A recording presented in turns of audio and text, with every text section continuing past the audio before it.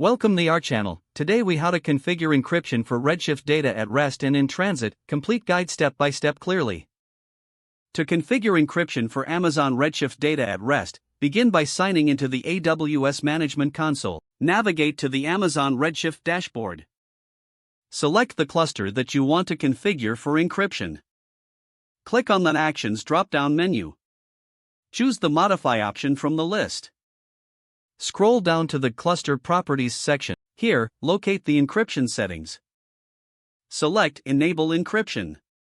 Choose the desired encryption method, either using AWS Key Management Service or a customer-managed key.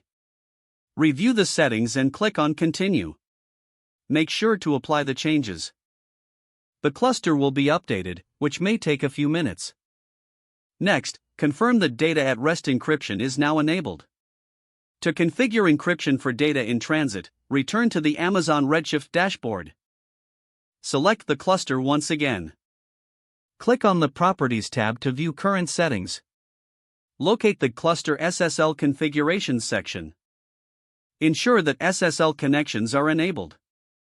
This can be found under Connection Properties. You may need to modify connection settings in your application to use SSL. Update your application's connection string to include SSL equals true. Finally, review any security policies to enforce SSL connections for all users. This will enhance the overall security of your Redshift data in transit. With these steps, you have successfully configured encryption for both data at rest and in transit in Amazon Redshift. If the page does not load, refresh the browser or try again in a private or incognito window. Make sure you are using the correct email address, then retype it carefully to avoid small typos.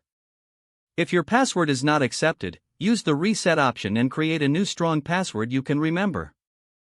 Check your spam folder for verification or security emails, then complete any requested confirmation steps.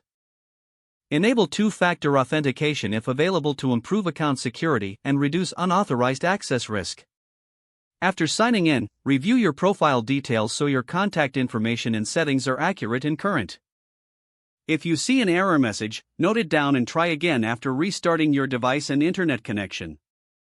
Don't forget to like this video and subscribe to our channel for more step-by-step tech guides.